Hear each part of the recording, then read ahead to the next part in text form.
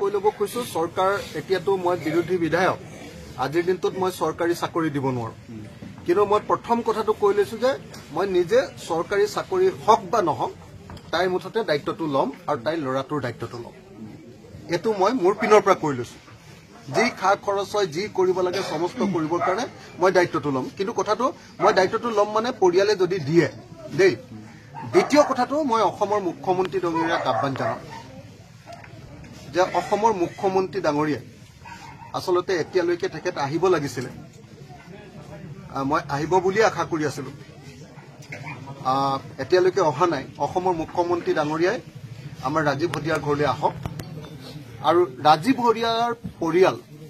ৰাজীৱ হদিয়াৰ পত্নী মোৰ ভনীজনীৰ কাৰণে এটা চৰকাৰী চাকৰি দিয়াৰ ব্যৱস্থা কৰক মই নিজে গৈ এখন এপ্লিকেশ্যন তেখেতক দিম আৰু মই যিমান পাৰি চেষ্টা কৰিম চৰকাৰী এটা চাকৰি দিবৰ কাৰণে আৰু দেখা যাওক যদি এই চৰকাৰ দিনত দিব নোৱাৰো ভৱিষ্যতে চৰকাৰী চাকৰি এটা দিম ডেফিনেটলি দিব পাৰিম বুলি মই ভাবো দেখা যাব সেইটো চেষ্টা কৰি থাকিম কিন্তু এই মুহূৰ্তত যেতিয়ালৈকে চৰকাৰী চাকৰি এটাৰ ব্যৱস্থা নহব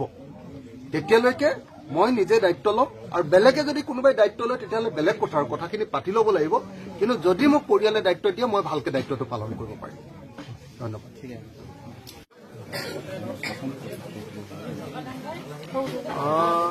মোৰ জীৱনত পোৱা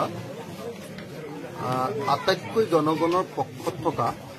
আটাইতকৈ জনগণৰ লগত মিলি থকা আটাইতকৈ জনগণৰ বিপদৰ সময়ত থকা মোৰ জীৱনত পোৱা আটাইতকৈ জনগণৰ ক্লজেষ্ট মানুহজন শিল্পীজন হ'ল ৰাজীৱ হদিয়া এনেকুৱা নহয় যে অকল ৰাজীৱ হদিয়াই এনেকৈ জনগণৰ কাষত আছে আৰু আছে কিন্তু মই ভাবিছো যে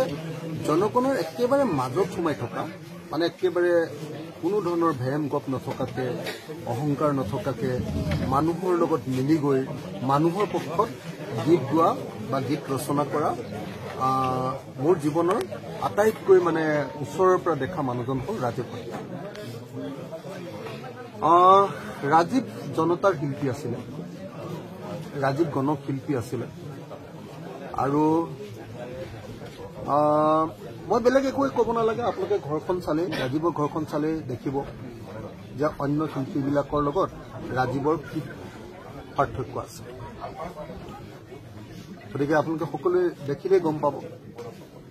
আপোনালোকে সকলোৱে জানে যে অসমৰ ইতিহাসৰ আটাইতকৈ ডাঙৰ সংকট অসমীয়া জাতিটোৰ প্ৰতি আহিছিলে কা আন্দোলনৰ সময়ত 2014 চনত যেতিয়া বিজেপিয়ে চৰকাৰ কৰিছিলে তাৰ পাছতে গোটেই ভাৰতবৰ্ষলৈ এটা অন্ধকাৰ জগত নামি আহিছিল ফেচিবাদ বুলি যাক কয় সেই গোটেই সময়খিনি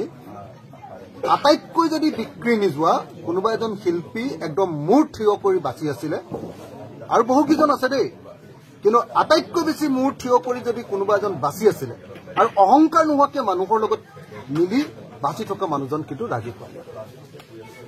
কা আন্দোলনৰ সময়ত আমি দেখিছিলো যে কেতিয়াও কোনোদিন কম্প্ৰমাইজ নোহোৱাকে আন্দোলনৰ পক্ষত আছিলে আমি যেতিয়া কা আন্দোলনবিলাক কৰিছিলো তেতিয়া ৰাজীৱে আন্দোলনটোত মানে মই জেলত যোৱাৰ আগতে আন্দোলনটোত বহি নিদিয়েগে কিন্তু কাকতে থাকি কয় যে আমি আছো কা আন্দোলনৰ পক্ষত গীত গোৱাই নহয় মই আটাইতকৈ ডাঙৰ কথাটো হ'ল যে আপোনালোকে সকলোৱে জানে যে অসমৰ ভিতৰতে চাগে মোকে আটাইতকৈ ডাঙৰ ৰাষ্ট্ৰদ্ৰোহী বুলি গণ্য কৰিছিলে মোক যেতিয়া ৰাষ্ট্ৰদ্ৰোহী বুলি কৈ আছিলে তেতিয়া কিন্তু এজন মানুহে অতি স্পষ্ট ৰূপত অখিল গগৈক মুক্তি দিব লাগে বুলি গান গাইছিলে সেইজন ৰাজীৱ হদিয়া স্পষ্ট ৰূপত মোৰ আচৰিত লাগে যে মোক মোৰ পক্ষত গান এটা গাইছে মোক মুক্তি দিব লাগে বুলি কৈছে গীতেৰে তাৰপিছত আকৌ মুখেৰে কৈছে যে নাই অখিল গগৈক আপোনাৰ মুক্তি দিবই লাগিব আৰু তাৰ পাছত আকৌ একেলগতে জয়াই অসম চিঞৰিছে অকল শিল্পী সেইকাৰণে নহয় মই আকৌ কৈছো যে শিল্পী আৰু একেটা সময়তে তেখেত এজন ডাঙৰ সংগ্ৰামী একদম কম্প্ৰমাইজ নকৰা শিল্পী আৰু সংগ্ৰামী দুইটা সত্তা একেলগতে আছে সেইকাৰণে আপোনালোকে দেখিছে যে ভূপেন হাজৰিকাৰ মৃত্যু ভূপেন হাজৰিকা ডাঙৰীয়াৰ মৃত্যুটোতো বহুত ডাঙৰ ঘটনা এইটোতো আমি কল্পনা কৰিব নোৱাৰা ডাঙৰ ঘটনা তেখেত বিশ্ববিশ্ৰুত মানুহ ভূপেন হাজৰিকাৰ মৃত্যুৰ পাছত যিজন শিল্পীয়ে অসমৰ জনমানসত আটাইতকৈ বেছিকে জোকাৰি গৈছে কেইজন হ'ল আজি আমাৰ ৰাজীৱ ভটিয়া যেতিয়া আমাৰ পক্ষত কোনেও গীত গাবলৈ সাহস কৰা নাছিলে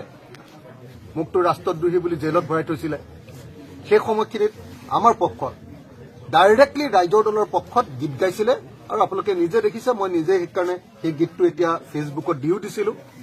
অতি স্পষ্ট ৰূপত মোৰ মুক্তিৰ কাৰণে এটা গান গোৱাই নহয় লগতে ৰাইজৰ দলৰ পক্ষত একদম স্পষ্ট ৰূপত গীত গাবলৈ এটা আঞ্চলিক দল এটা প্ৰগতিশীল আঞ্চলিক দল যি বিজেপিয়ে আটাইতকৈ বেয়া পায় যাক চৰকাৰে আটাইতকৈ বেয়া পায় যাক আৰু বহুত ধনী মানুহেও যাক আটাইতকৈ বেয়া পায় সেই দলটোৰ পক্ষত গীত গাবৰ কাৰণে যিজন শিল্পীয়ে সাহস কৰিছে তেনেকুৱা শিল্পী জন্ম হোৱাটো বৰ সহজ কথা নহয় আৰু সেইকাৰণে মই এটা এই কথা আপোনালোকক কওঁ যে মানে ৰাজীৱ ভটিয়াৰ মৃত্যুটো বহুতে নুবুজিব পাৰে এইটো হ'ল সঁচা সঁচিকে মানে এইটো মানে পাহাৰ এটাৰ সমান গধুৰ বুলি কয় এটা বাক্য আছে সংগ্ৰামী কিছুমান মানুহৰ মৃত্যু চৰাই পাখিৰ নিচিনা পাতল আৰু কিছুমান মানুহৰ মৃত্যু পৰ্বতৰ সমান গধুৰ মই ভাবো যে অসমীয়া জাতিৰ কাৰণে ৰাজীৱ ভটিয়াৰ মৃত্যু পৰ্বতৰ সমান গধুৰ এটা ঘটনা আটাইতকৈ জাতীয় জীৱনৰ এই সময়ৰ আটাইতকৈ গুৰুত্বপূৰ্ণ এটা ঘটনা আৰু সেইকাৰণে আমি আটাইয়ে মিলি অকল মুখেৰে ক'লে নহ'ব অকমান মৃত্যু হোৱাৰ সময়ত হোৱা আৱেগিক পৰিৱেশত ক'লে নহ'ব আমি আটাইয়ে মিলি আৰু এজন ৰাজীৱ ভটিয়াক উলিয়াবৰ কাৰণে ৰাজীৱ ভটিয়াৰ ল'ৰাটোৰ দায়িত্ব আমি সকলোৱে ল'ব লাগিব পৰিয়ালটোৰ দায়িত্ব মাক দেউতাকৰ দায়িত্ব আমি ল'ব লাগিব সকলোৱে মিলি আমি পৰিয়ালটোক বচাব লাগিব আৰু মোৰ আটাইতকৈ ভাল লাগিছে মোৰ ভনীজনী ৰাজীৱ ভটিয়াৰ মানুহজনী তাই মানে একদম স্পষ্টকে মই অহাৰ লগে লগে কৈছে যে ৰাজীৱ মোৰ কমৰেড আছিল ৰাজীৱ মোৰ সংগ্ৰামী সতীৰ্থ আছিল গতিকে মই তাৰ মৃত্যুত দুখ নকৰো মই আছো তাৰ স্মৃতি ৰক্ষা কৰিবৰ কাৰণে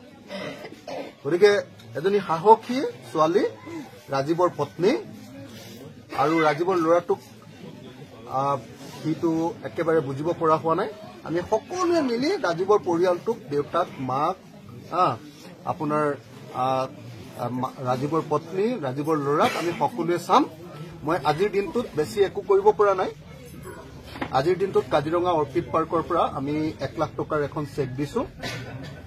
মই মোৰ দৰমহাৰ পৰা 1 লাখ টকা এটা দিছো আৰু শ্ৰাদ্ধটোৰ যিবিলাক খা খৰচ হয় আমি যিমানখিনি পাৰো গোটেইখিনি কৰিবলৈ চেষ্টা কৰিম আৰু তাৰ পাছত মই কথাটো পাতি লওঁ খালি বিভিন্নজনে বিভিন্ন কথা কৈ আছে মই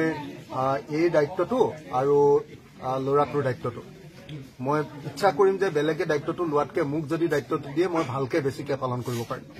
গতিকে মই ইচ্ছা কৰিম যে যদি মোক দায়িত্বটো দিয়ে মই কথাটো পাতিব লাগিব ঘৰৰ লগত সবৰ লগত পাতিব লাগিব এই শাহুৱেকৰ লগত যেনেকে পাতিব লাগিব তেনেকে মাক দেউতাকৰ লগতো পাতিব লাগিব ভালকে পাতি লওঁ যদি এই দায়িত্বটো আৰু ল'ৰাটোৰ দায়িত্বটো মোক দিয়ে মই